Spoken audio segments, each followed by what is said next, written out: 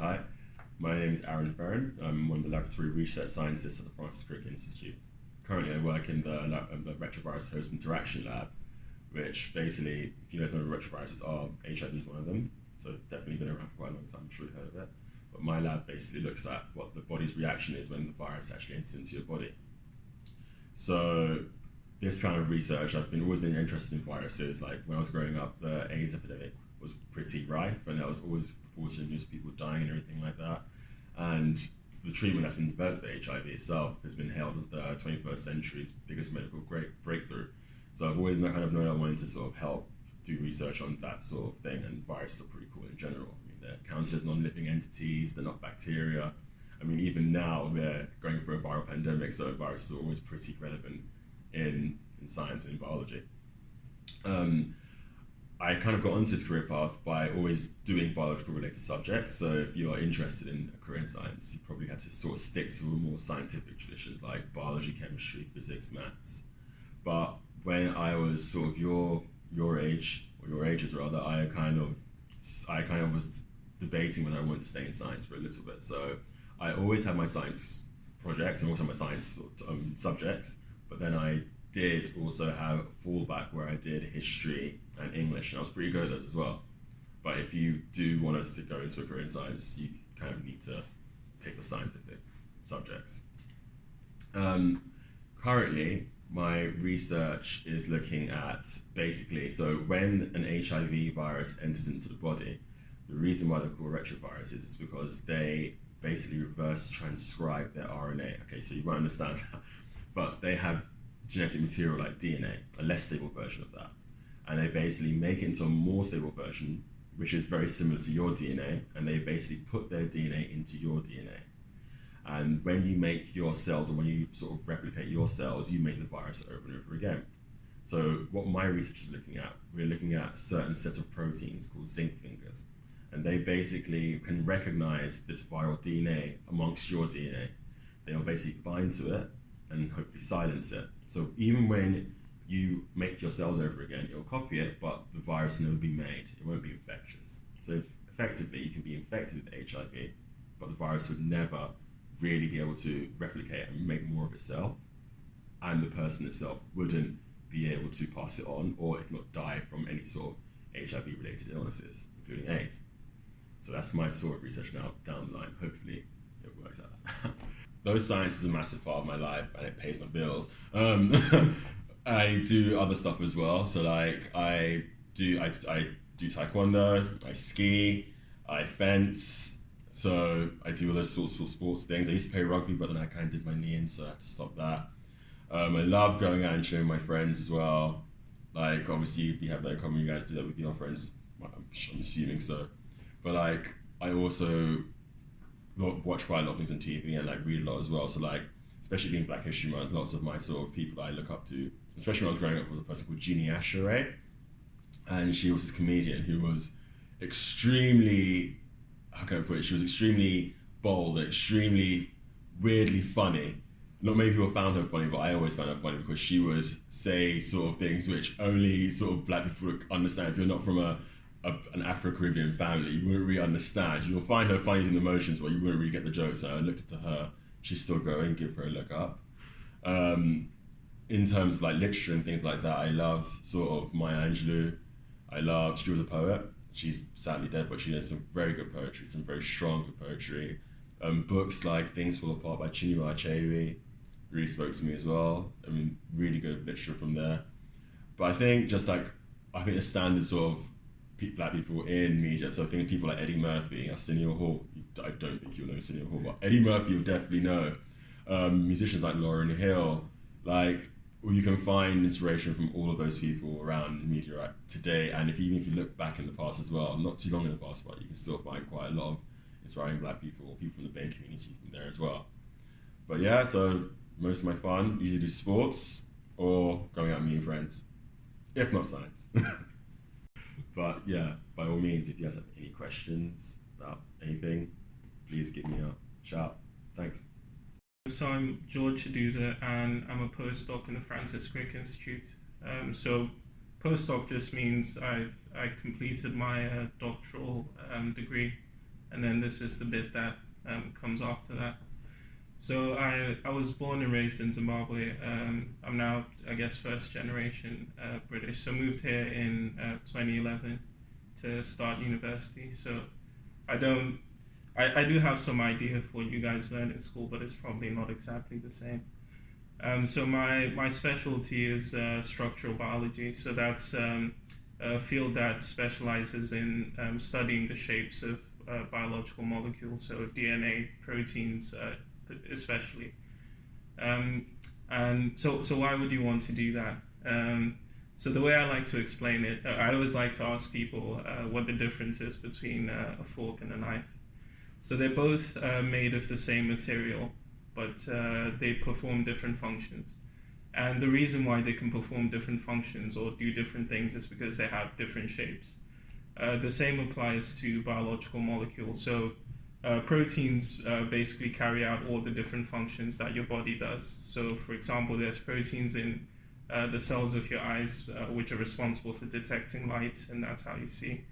You have proteins in your ears that respond to vibrations that are caused by pressure changes in air, and that's how you hear, and so on. So all these different proteins, they're all proteins. They're made of the same stuff, 20 different amino acids, but they do different things because they have different shapes, like the fork and the knife. So I've always been interested in science since I was very small. So I remember one of my favorite books to read was this encyclopedia. And I would read it like all the way from the like English section right to the like history section, science sections, and so on. And my favorite section in the encyclopedia was the science section.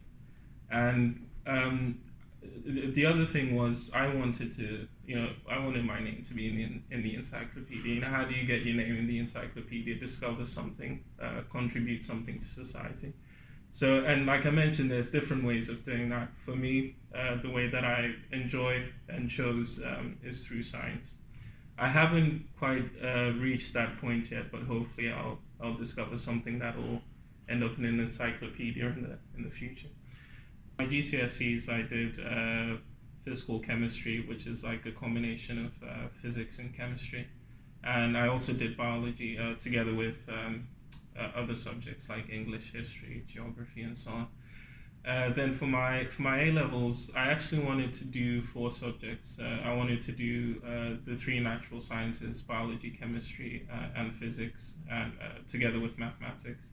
But my teachers thought that was a bad idea, and I'd probably end up failing one of them. So I was sort of kind of forced to do biology, chemistry, and maths instead, which went okay, which was fine. So while I was doing biology, that's when I decided what I was going to do in university, and I chose molecular biology. And this was because at the time there was a lot of talk and discussion about the implications of the Human Genome Project. So the Human Genome was sequenced to completion around 2003, 2004. I was doing my A-levels 2008, 2009. So it was just a few years after that, and scientists were still trying to understand what this sequence they'd got means. And I found the idea very interesting. So the aspect that I found particularly interesting was, how does a single cell, which is formed when an egg and a sperm fuse together, become all the different cells in your body? So that cell must contain all the information required to make all those cells and to perform all the different functions that those cells perform. And I got the impression that no one really understood why that worked. So I thought, okay, I'm going to study molecular biology and try and work that out. So I did molecular biology at the University of Liverpool. It was good. I enjoyed it. But in the course of doing it, I realized maybe molecular biology is not what I wanted to do. So I chose a field quite close to it, which I mentioned, structural biology. So structural biology is actually very closely related to molecular biology historically, and also in how you do it in its applications. So historically, there would be no molecular biology if it weren't for structural biology. I'm referring here specifically to the discovery of the structure of DNA. So that was done using structural biological techniques. Going back to the fork and spoon analogy, you've all seen the shape of the DNA double helix. It's that particular shape or that particular molecular assembly that allows DNA to do what it does. The base pairing between the two different strands allows for easy copying of the information in there. Base pairing between the messenger allows for transcription of that information, which Aaron mentioned, in order to make proteins and so on. So that brought home to me how important structural biology is. The fact that a single discovery using that within that particular discipline gave birth to an entirely different discipline. So I then did my PhD in structural biology, again at the University of Liverpool. And then after that, I then moved here to the Francis Crick. So when I'm not working, or when I'm not reading scientific papers or things related to my job, I like to I read quite a bit of philosophy because I find it very interesting, and I think there's a very strong relationship between science and philosophy, because philosophy is specifically a field called epistemology, deals with how we know things and how we justify the things that we know, and that's obviously relevant to science, because it's science is all about discovering what exists in the world and how things work in the world. A little bit further away from science, I do like to read a lot of fantasy and fiction. So my favorite fantasy trilogy is His Dark Materials by Philip Pullman, which I imagine you guys probably have heard of or have read. Or if you haven't read, there's now they've now made like a live action series of it on BBC, which you can watch if you're into that sort of thing. I don't play much sports at the moment. I wasn't very good at sport, but I did play tennis and basketball in high school, so that was fun. I also had 2 years between my A-levels and my undergrad, where I was basically pursuing a rap career. So even today I still write songs. I'm actually planning to record something before my 30th birthday, so I still do that, and that's it really for my non-scientific activities.